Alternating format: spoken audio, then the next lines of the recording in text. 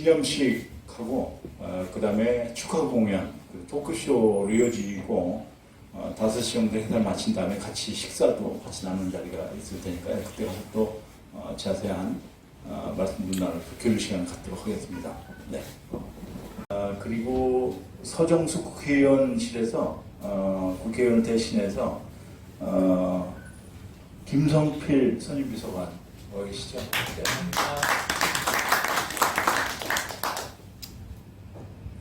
김경금 선생님, 대구시 자문위원, 대구시 자문대사님, 러시아 공사의 자문대사님. 네.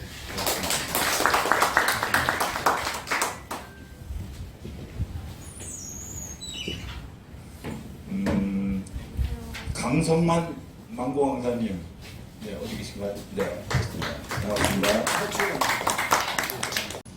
2021년 2월 23일에 광교산 문화포럼 비영리 단체 등록을 마쳤고요. 2021년 2월 13일 매월 1회 광교산 답사 시작을 하게 됐습니다.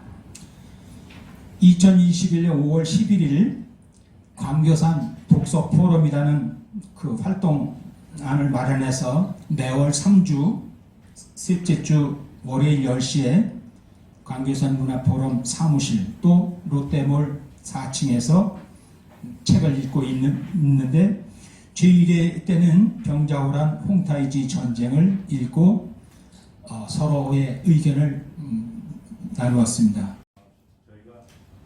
저희가 작년에 385주년 기념식을 거행을 했었는데요.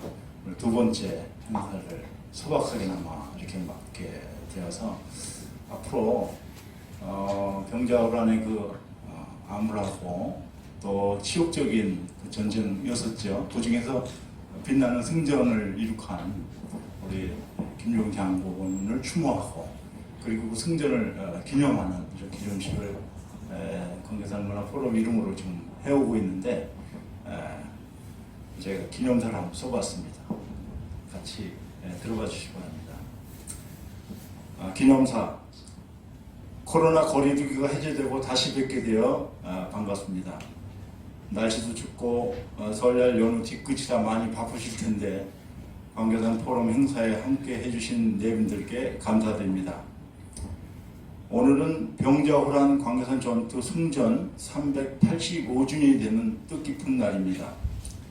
광교산 전투에 참가한 이름 모를 병사 2천여 명과 그들을 지휘했던 김중령 장군을 우리는 기억해야 합니다. 당시 김중령 장군은 조총부대인 포수를 가장 앞쪽에 배치하고 다음은 활부대, 사수, 그리고 마지막에 창부대, 살수를 배치하는 전법으로 청나라 군사와 치열하게 접전을 벌였습니다. 이때 누르하치 사위이며 홍타이지 매형인 서열이 높은 장군 양고리가 죽고 청나라 군대의 사기는 떨어집니다. 병자호란 당시 여러 지역의 조선군들이 총체적인 무능함을 보일 때 광교산 전투에 김중령 장군의 활약과 승리는 큰 의미가 있다고 생각합니다. 당시 인조와 사대부들은 친명배금을 주장하다가 정묘호란을 겪었고 존명배청을 앞세우다 병자호란을 겪으면서 임금은 치욕을, 백성들은 고초를 당했습니다. 역사는 과거와 현재의 끊임없는 대화다라는 말씀이 있습니다. 치추이지 않는 균형 외교와 실리 추구의 외교의 중요성을 병자호란을 통해 생각해 봅니다. 광교산 포럼은 처음 몇 사람이 아름다운 광교산을 답사하고 공부하는 등 상호간의 친목을 도모하고자 모였습니다. 한 걸음 더 나아가 역사와 문화 콘텐츠를 발굴하고 홍보하기 위해 공식 모임을 하면서 현재에 이르렀습니다. 요즘 광교산 포럼의 회원들과 교류하고 관계 맺는 생활이 많이 즐겁습니다. 광교산을 매개로 인간의 인문학, 자연을 더 많이 배우고 있습니다. 일출, 일몰, 마을 야경을 같이 만나서 보고 하는 것이 소소한 행복을 가져다 줍니다. 만남을 통해 희로애락을 공감하는 광교산 짤에게 이웃이 고맙고 광교산이 여기 있어서 그저 행복하다고 말씀드리고 싶습니다. 그동안 많은 관심을 가지고 포럼을 이끌어주신 여러분들께 이 자리에서 감사드립니다. 그리고 뜻깊고 소중한 이 시간을 함께해 주신 참석자 여러분께 다시 한번 감사드립니다. 날씨가 아주 추운데 이렇게들 오셔서 감사합니다. 저희 광교산 포럼이 그 독서회가 아직도 활성화가 안 돼가지고 사람 4~5명이 모입니다. 오늘의 이 행사가 수지에서는 처음 이런 행사가 이루어졌는데 여기에는 우리 회장님하고 사무국장님이 진짜 고생을 많이 하셔가지고 그야말로 어느 기관에서도 하지 못했던 우리 지역의 이런 행사를 마련했다는 것을 여러분들이 좀 알아주셨으면 합니다. 우리 수지는요, 임진왜란 때 3도 근황병이 풍덕천리까지 왔다가 폐해서 갔고요. 인조 때 병자호란 때 전라도와 충청도 병사가 우리 수지까지 와서 충청 병사는 완전 폐해서 갔고 그나마 전라병사 이 김준영 장군께서 광교산에서 이렇게 하루의 대첩이지만 승리를 했습니다. 여기에는 제가 생각할 때 그래도 지리적인 위치를 그래도 이 김준영 장군은 선택한 것이다. 험천, 그 충청도의 험천 전투는 머네라는 지역에서 한 200m 아래로 내려가면 조그만 산이 있는데 그 산이 불과 한 120m밖에 안 돼요.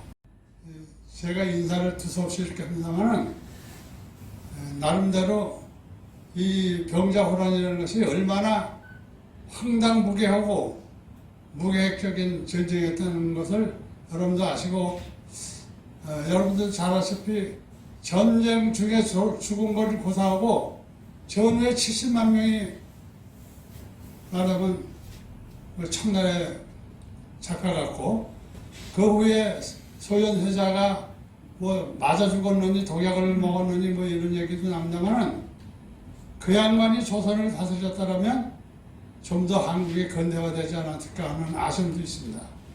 하여튼 오늘 이 포럼이 여러분들이 하여튼 경청해 주시기를 부탁드리면서 인사를 끝마치겠습니다. 푸른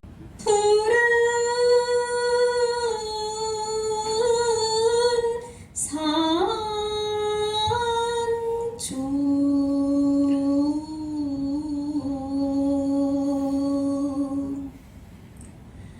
백발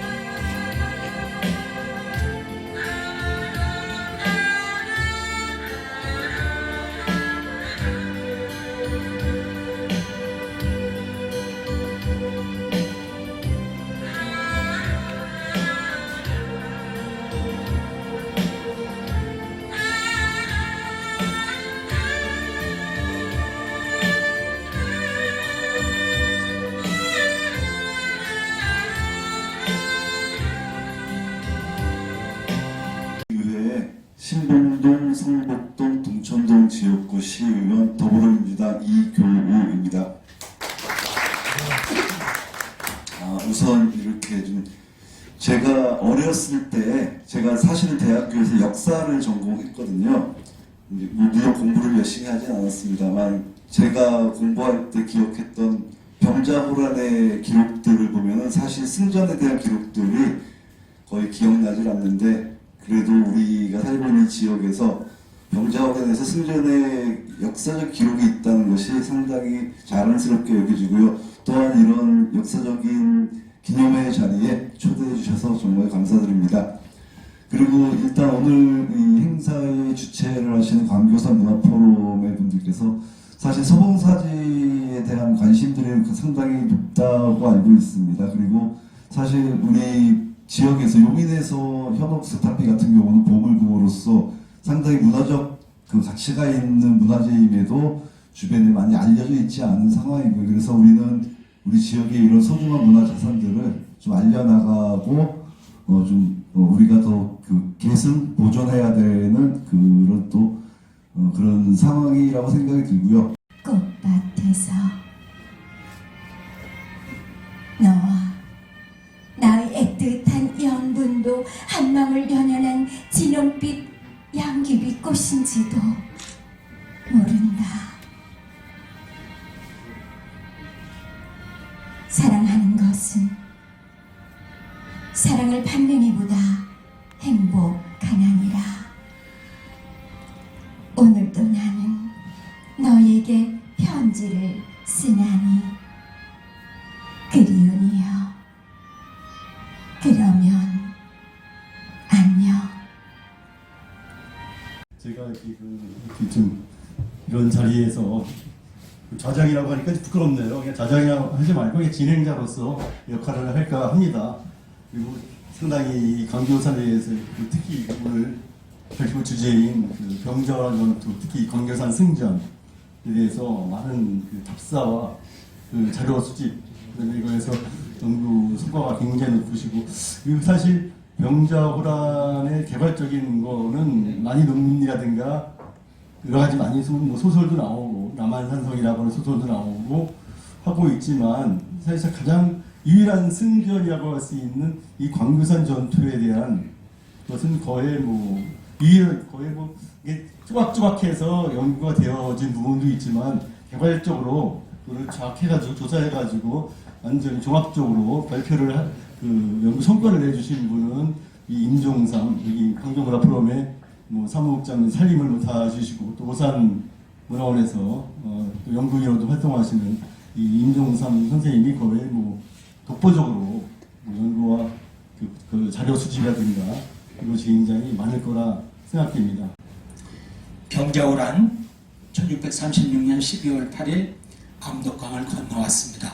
이날부터 50여일 동안 병자호란, 압록강, 도강 이 압록강이 저렇게 꽝꽝 얼면 마차도 말도 그냥 지나가죠. 이 사진은 사실은 압록강을 제가 갈 수가 없어서 충북 단양에 성문 그쪽에 일부러 가서 여기를 몇 차례 건너 다니면서 사진을 찍었습니다. 사람이 건너는 걸 찍으면 좋은데 여기 건너는 사람이 이제 겁나서 없어요. 전원 왔다 갔다 하는데 여하튼 청군이 22,000, 몽골군 12,000이 침략해 온 것으로 정리되어 있습니다. 사실은 청조 전쟁인데 우리는 병자호란이라고 그러죠. 호로 새끼들이 펼친 난리. 청의 기병은 의주, 신의주, 백마산성 우회해서 시간차 기습을 했습니다. 그래서 뒤에 쫓아가면서 공격을 하려고 나서면 앞뒤로 포위되는 그런 상황이었고요. 또 하나는 조선인주께서 수성을 해라. 자기가 맡은 지역의 성을 반드시 죽음으로 지켜라. 그걸 엄명을 내렸기 때문에 성을 나와서 공격을 할 수가 없었어요. 그 공격하다가 패전하면 더 망신이니까. 근데 그 며칠 전에 그 실험을 백두장사는 실험 봤는데 5승 3선승제잖아요. 저희들이 그 5번 정도 전투를 했는데 광교산 전투에서만 이겼습니다. 그러니까 4패 1승이죠. 그러나 큰 판을 와서는 뭐 증거이기 때문에 뭐 그냥 붙여버렸어요. 청실록에 석굴에 숨은 조선 패족이 쏜 조창, 이 조창은 조총을 그렇게 표현하더라고요. 조창에 무후왕 양고리가 중상을 입고 죽었다. 또 청사고에 애측에서 쓴 바위 옆에 쓴 조선군의 총에 죽었다. 그렇게 기록이 되어 있습니다.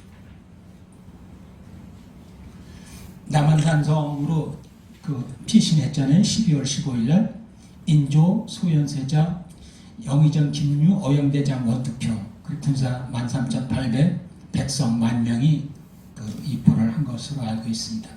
여기는 남한산성 동문입니다. 대전부 황타이지, 왕은 홍타이지라고 하는데 저는 황타이지로 이렇게 발음을 하고 싶어요. 인조 생포 작전을 벌였어요. 삼전도, 몽천토성, 잠실역 풍납토성, 복정역 성남중학교 이쪽에 이제 진실 구축을 하고 조선을 동맹국으로 삼아서 명을 치겠다는 그 속셈이었죠. 인조는 강화도로 피난도 못 갔어요. 공주영장 최진립은 그 북두라미 죽전역 근처에서 전사하셨어요. 보령무장 인발은 이진산에서 패퇴했고요. 충청병사 이의대는 이틀 늦게 왔지만 독산성에서 빨리 쫓아 올라오면서 붙어가지고 용인 구상에서 패퇴했습니다. 정세규, 인발 이런 분들은 독산성으로, 또 이의대는 가까운 우리 용인의 할미산성으로 일단 퇴각을 하셨습니다. 험천입니다. 오른쪽은 그 성남이고 왼쪽은 그 용인이죠. 용인과 성남의 경계인데 여기를 머흔회, 우리 저 이석순 선배님께서 머흔회는 험하다는 뜻도 있지만 뭐 어둡다 뭐 그런 의미로 머흔다. 저도 이 머흔회의 의미를 잘 몰라서 여기를 여러 번 답사를 했습니다. 그러다가 지난해 8월 달에 큰 장마 졌잖아요. 그때 머흔회가 이런 거구나 그 실감을 느꼈어요. 지난해 8월에 광해산에 300mm 왔었을 때 여기 난리 났었습니다. 뭐 돌 굴러오고 나무 떠내려오고 난리 났었어요.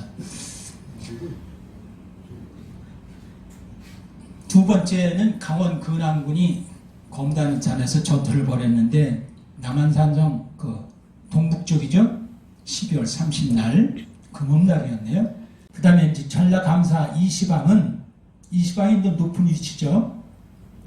사천, 또 해인사 승려 각성은 2천. 그래서 총 8천인데 이시방과 각성은 양지에 그 주둔하고 있으면서 우리 경상 근안군과 합쳐서 남한산성에 인조를 구하러 가겠다 그렇게 되어 있습니다. 전라병사 김준영은 아마도 종로봉에 그 지휘 본부를 마련했을 것 같고, 이 파란색은 소설입니다. 제가 추정한 거죠.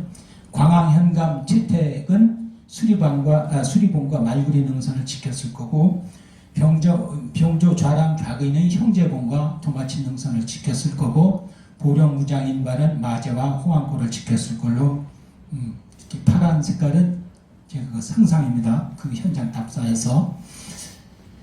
광해산 전투는 음력 어제죠. 1월 6일 진윤깨비가 내리고 아주 흐린 날씨였습니다. 그 앞이 안 보이는 안개 낀 날이었었는데 청군이 새벽부터 약 1만 기병으로 선공을 해왔는데, 아까 그 험천 오른쪽에 진자산에서부터 포격을 가하고 이제 공격해 들어왔습니다. 예친항 다탁 도도가 총지휘했는데 약 4천 정도 했을 것 같고요. 그 공유덕과 경중명은 몽골군을 인솔을 해서 이제 공격해왔고, 청군의 최고 장수 그 용장 그 양고리도 한 2천 정도 기병으로 들이닥쳤을 걸로 알고요.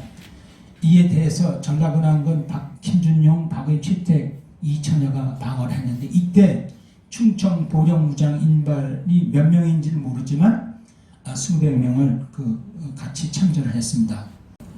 정체를 모르는 천하 대장군이 이렇게 있어야 아마도 산신제를 지냈던 광주의 시들이 세웠을 걸로 아는데, 그 다음에 청실록에 기록되어 있는 석굴이죠. 그 다음에 청사고에 되어 있는 애측, 바위 옆에 오초서터에 이런 굴이 있습니다.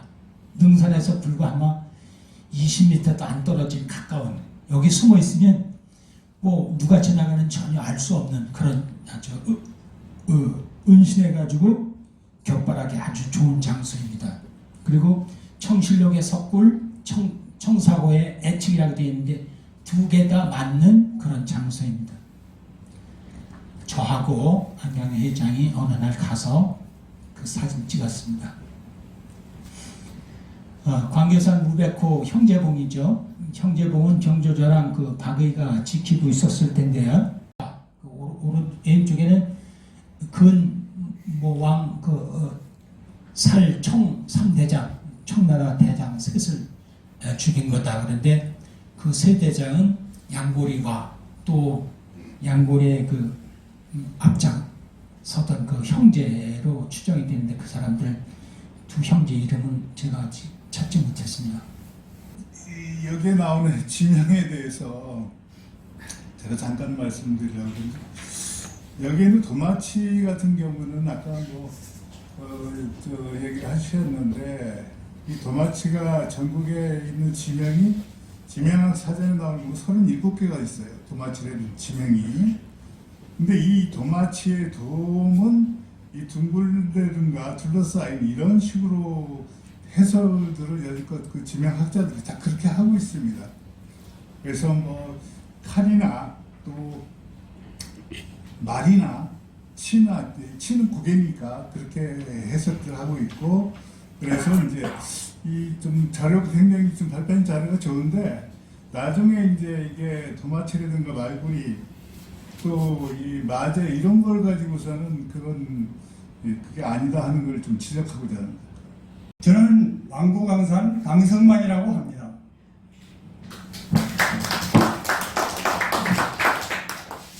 제가 말씀드리고자 하는 것은, 저는 이 병야 호란과 예를 들어서 우리 조선군들의 이제 방어 이런 데 대해서 다른 분들과는 조금 다른 각도에서 한번 생각을 해봤습니다. 가사 쓰기 선생님들이 다 잘 아시겠지만, 예를 들어서 청군이 어주를 지나가지고 선발대가 6일 만에 왔잖아요, 도선까지. 근데 아무도 막는 사람이 없었어요. 그리고 아까 어떤 선생님이 말씀하셨지만은, 미리 정교훈한 때 우리가 너무 크게 당해가지고, 이거 쟤들하고 정면을 맞붙어서는 도저히 안 된다. 원래 진용욱 교수님께서 광교산 전투에 관련된 자료집 전시회도 하고 그 말씀을 요약을 했었는데, 지금 빙판 사고가 나서 지금 병원에 계세요. 제가 갑자기 가벼운 주제로 선택을 해서 이 주제를 선택하게 됐는데, 광교산 4개 이렇게 이름을 한번 붙여봤습니다. 한 20여 분 정도 말씀을 드려보기로 하고요. 제가 여기 광교산 밑에 첫 동네인 서곡마을에서 태어나서 출생지이고 지금도 살고 있습니다만, 사실은 출생지이기만 했었지 사실 광교산에서 잘 몰랐었죠. 근데 이제 얼마 전에 저희 집 앞에 음식점이 생겼어요. 지금 서곡마을에 음식점이 많이 있는 거 알고 계시죠? 근데 이제 요즘에 장사가 잘 돼서 사람들이 많이 오기도 하고 막 그러는 거예요. 근데 그 식당 주인이 저한테 이렇게 물어보더라고요. 이제 얼굴이 익숙해져서 앞에 있는 형제봉을 이렇게 가르치면서 형제봉이면 뭐 다 아시겠죠? 이게 형제봉, 종루봉, 그다음에 시루봉 뭐 이렇게 했었는데 이 형제봉을 이렇게 가르치면서 저 산 이름이 뭐냐는 거예요. 거기서 한 3, 4년 그 식당을 했기 때문에 너무 잘하리라고 생각을 했었는데 그래서 그거 왜 물어보냐 진짜 모르냐 그랬더니 손님들이 자꾸 물어본다는 거예요. 산이 너무 예쁘다고. 그래서 제가 아니 여기 동네에 와서 영업을 하면서 동네 산 이름도 모르고 계셨냐 제가 이렇게 핀잔을 주면서 제가 이제 설명을 좀 하기도 했죠. 근데 막상 생각해 보니까 저도 광교산에 대해서 아는 게 산 이름밖에 없었던 것 같아요. 그래서 부끄러운 생각도 들기도 하고 뭐 그참에 우리 이소순 선배님을 만나게 됐는데 이 수지 향토문화 답사기라는 책을 전해주시는 거예요. 이거 보니까 우리 동네 이야기가 아니고 광교산 이야기인데 너무 모르는 게 많았던 거지. 태조왕후께서 이름 지은 광교산, 광교산에서 만나요.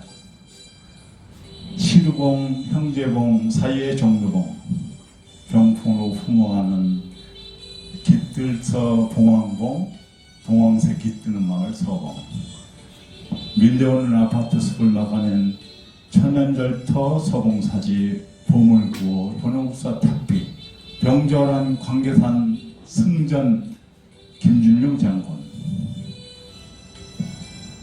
신봉천 물길 따라 만삭의 여인이 반기는 광교산. 광교산에서 뵙겠습니다. 역사관은 보는 사람마다 다 다르겠지만 아까 그 병자호라는 중국 명나라보다는 우리나라는 그래도 좀 덜 불쌍한 나라다 이렇게 말씀하신 거에 대해서는 저는 좀 인정하고 싶지는 않아요. 왜냐하면 중국은 통일을 할 적에 완전 그 본토까지도 다 이렇게 이제 그 몽고든 뭐든 나라가 점령을 해서 나라를 세웠고 우리나라는 말하자면 제후국으로다가 인정을 했잖아요. 그런데 우리나라가 포로가 70만 명이 끌려갔다는 기록하고 또 한양령이라는 그 어원이 생겨난 것이 이게 그 포로들에 대한 그 후유증입니다. 그러면 남자들은 책임을 이렇게 전쟁의 지인 원인은 남자들이 져놓고 여자들은 억지로 끌려갔다 데려오면 너는 그야말로 갈보다 한마디로 얘기하면 그런 식으로다가 역사를 그렇게 해왔잖아요. 그래서 뭐 여기 와서 이렇게 자유의사대로 말씀하신 것에 대해서 뭐 잘못됐다는 건 아니지만 제 생각에는 조금 그 점에 대해서는 수긍이 좀 안 가는 말씀이었다 그런 말씀을 드리고요. 저희가 광교산 밑창에서 태어나서 광교산을 사랑하는 마음 한 가지뿐이지 이거를 무슨 큰 기록이라든가 학술적으로 연구해서 이렇게 만든 것은 아닙니다. 그래서 우리 임 선생님도 아까 소설반, 사실반이라고 그렇게 말씀하셨지만 사실은 장소만큼은 저도 저 임 선생님하고 약간 차이가 있어요. 뭐 이걸 여기서 이렇게 말씀드리는 건 아니지만 그래도 오늘 처음 이 수지에 여러 가지 역사적인 사실이 있지만은 한 번도 이렇게 토의를 해본 적은 처음입니다. 이걸로다가 저희가 만족하고 앞으로 우리가 좀 더 많은 사람들이 관심을 갖고 같이 이렇게 하면은 더 좋은 결과가 있지 않겠는가 하는 생각이 있습니다. 여기 우리 김 박사님도 계시지만 이 수지가 여기 쪽에서는요 변방이라고 합니다. 여기를 그 시장 있는 데만 수도야. 여기 쳐다보지도 않아요. 그렇기 때문에 모든 것이 접촉 위주로 다 됐었지 한 번도 이쪽은 이렇게 쳐다보지도 않는 그런 데인데 제가 보니까 지금 수지의 인구가 40만이 넘었다고 그러는데 이 중에는 참으로 많은 대한민국의 인재들이 와 계세요. 제가 재직 중에 노예반 재직 중에도 여기 오시는 분들을 다 처음에는 아주 고마워서 찾아뵙고 그랬었는데 이제 하도 많이 오시니까 뭐 찾아뵐 길도 없고 그래서 좀 못합니다만은 이분들이 정말 수지를 정말 내 고향같이 생각하신다 그러면 수지는 뭐 아파트가 문제가 아니고 이런 문화단체로서 정말 도약할 것이다 이렇게 생각하고 여기 오신 분들이라마도 좀 더 관심을 가져주시기를 부탁을 드리면서 끝내겠습니다. 고맙습니다.